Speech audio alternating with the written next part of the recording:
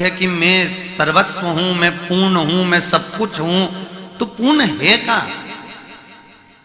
लक्ष्मी, तू अपनी जिंदगी में पूर्ण कब बनी? लक्ष्मी की आंख में जल भर गया क्योंकि लक्ष्मी को एकदम वचन दिल से लग गया, क्योंकि नारी की पूर्णता कब होती है? जब उसकी गोदी में औलाद होती है। नारी कब पूर्ण है? जब उसकी गोदी में संतान है। अगर संतान नहीं है तो नारी पूर्ण कैसे मानी जाएगी? तो नारी तो लक्ष्मी, और भगवान विष्णु को तो श्राप लगा था कि तुम्हारे घर में औलाद नहीं होगी, तुम्हारे घर संतान नहीं होगी।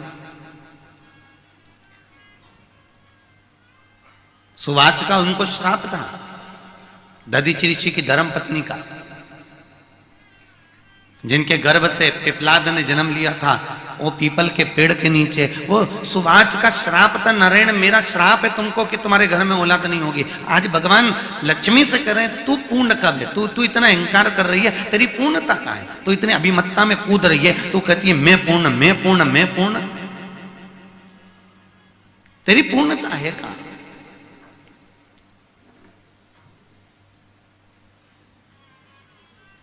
महाराज, लक्ष्मी की आंख में जल भर गया। मायका छोड़कर लक्ष्मी सीधे सरस्वती के पास चली गई, ब्रह्माणी के पास में। सरस्वती ने पूछा क्यों रो रही है, क्या हो गया, तेरी आंख में आंसू क्यों भरा हुआ है? सरस्वती, क्या बताऊं जीजी, वो लक्ष्मी बोली कि मेरे पति मुझको कह रहे हैं कि तू अपूर्ण है, तू पूर्ण नहीं है, तू पूर्ण नहीं है, तू अपूर्ण है। इतने में भगवान माता सरस्वती ने कहा, अरे तू क्यों रोती है, चल मेरे साथ चल, अपन चलते हैं, अपन पार्वती के पास चलते हैं। क्योंकि दुनिया में पूरी भूमंडल पर क्या, पूरे देवमंडल के अंतर्गत केवल एक पार्वती ऐसी थी जो माताओं के अखंड सौभाग्य को देती थी, दुनिया को पूर्ण कर देती थी, दुनिया को किसी तरह से खाली नहीं भेजती थी। तो वो एक माता पार्वती थी। तो चल, इसलिए भारत की भूमि पर सबसे ज्यादा व्रत किसके होते हैं? पार्वती। तीज का व्रत पार्वती का, चतुर्थी का व्रत पार्वती जी का, छठ का व्रत पार्वती जी का, जितने व्रत करती हैं माताएं सब पार्वती के करती हैं। तो चल मेरे साथ, ले गई। और सीधे माता उसी समय पर जब लेकर पहुंची, पार्वती पूछ रही है जी लक्ष्मी क्यों रो रही है, इसके रोने का कारण क्या है? लक्ष्मी को उनके पति ने कहा है कि तू पूर्ण नहीं है। इतने में माता पार्वती जी बोली, अरे सरस्वती जरा ध्यान लगा कर देख कि लक्ष्मी को उसके पति ने अपूर्ण क्यों बोला। सरस्वती ने ध्यान लगा कर देखा और ध्यान लगा कर बोली, पार्वती इनकी कोई संतान नहीं है ना, इसलिए इसको अपूर्ण कहा है। इतनी सी बात है, इसलिए अपूर्ण है, इसलिए इसको अपूर्ण कहा है। हाँ, तो उतने में रोने की क्या जरूरत है? इतने में तुरंत पार्वती जी तुरंत बोली, इसमें क्या रोना। पार्वती जी ने अपने छोटे पुत्र गणेश को गोदी में उठाया और उठाकर लक्ष्मी जी की गोदी में दे दिया। आज से ये तेरी औलाद, तेरा पुत्र है, आज से तू पूर्ण हो गई। बोलो जय जय श्री। आज से तू पूर्ण हो गई।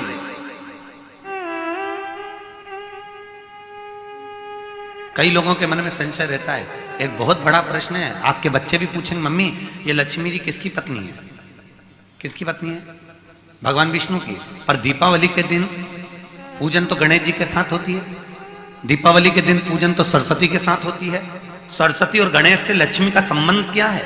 आपके बच्चे आपसे प्रश्न कर सकते हैं, मम्मी यहाँ भगवान विष्णु तो दिख ही नहीं रहा है पूजन के मंडल में, कहीं भगवान विष्णु का फोटो नहीं दिख रहा मम्मी, यहाँ तो गणेश जी दिखते हैं, सरस्वती दिखती है और लक्ष्मी दिखती है, उनके पति को तो साथ में होना चाहिए। बच्चे प्रश्न करते हैं, या घर की कोई प्रतिमा को तो उनके साथ बिठाना चाहिए, भगवान विष्णु को क्यों नहीं बिठाते? उसका केवल एक कारण है, क्योंकि लक्ष्मी अगर नारायण के साथ में विराजमान है तो वो अपूर्ण है।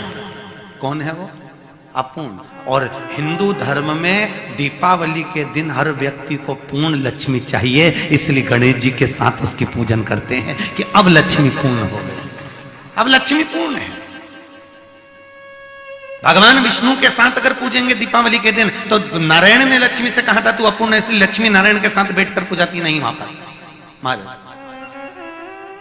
सरस्वती मैया ने इनको पूर्ण करवाया था, इसलिए माता सरस्वती साथ में पूजाएगी। और गणेश जी उनकी गोदी में बैठे उनके पुत्र के रूप में, इसलिए लक्ष्मी की पूर्णता गणेश जी से है महाराज, गणेश जी से। इसलिए लक्ष्मी, सरस्वती और गणेश, इन तीनों की पूजन एक जगह पर होती है, क्योंकि इसकी पूर्णता ही तब है जब गणेश उनकी गोद में विराजमान हो, जब गणेश जी उनके साथ में विराजमान हो, तब लक्ष्मी की पूर्णता है महाराज। भगवान विष्णु, लक्ष्मी आज तेरी गोद में गणेश आए हैं, भगवान विष्णु कहते हैं आज से तू पूर्ण मानी जाएगी, और जगत में तेरी जब पूजन होगी तो गणेश के साथ में होगी, और जिसके घर में गणेश के साथ पूजन होगी वहां पर तू पूर्णता में विराजमान। पूजन का विधान बताते हुए स्वयं शास्त्र वर्णन करता है हमारे यहाँ। धनतेरस के दिन की जो पूजन है, उस धनतेरस के दिन की पूजन में आप अपने घर में जितनी भी, अब लक्ष्मी की पूजन जब आप करें, दीपावली की पूजन करें, उसमें मुहूर्त देखिए मनाना। धनतेरस की पूजन करने में, रूप चौदस की पूजन करने में, पड़वा की पूजन करने में, दूज की पूजन करने में आपको मुहूर्त की जरूरत नहीं। आप तो प्रदोष काल, शाम का जो प्रदोष काल का समय होता है, उस समय पर बड़े प्रेम के साथ में, आनंद के साथ में, एक सुंदर आनंद से अगर घर में मार्बल या कोटा फर्श वगैरह लगा हो तो कपड़े से ही पोंछ लो, और अगर कच्चा मकान हो तो गोबर से थोड़ा सा लीप कर सुंदर आनंद के साथ में भगवान का जहाँ मंदिर, देवालय, शिवालय है, बड़े आनंद से आपके घर में जो पूजन का जगह है, उस पूजन के जगह पर थोड़ा सा लीप कर या कपड़ा फेर कर वह आनंद के साथ एक सुंदर चौक पूर लीजिए, और चौक पूर कर उसमें थोड़ा सा चावल दाना या गेहूं का दाना रखकर उस पर एक चौरंग, चौकी, पाटा जो भी आप रख सकते हो उसको रखकर एक सुंदर वस्त्र बिछाकर एक सुंदर सी थाली में स्वस्तिक कंकु के रोली का एक स्वस्तिक बनाइए,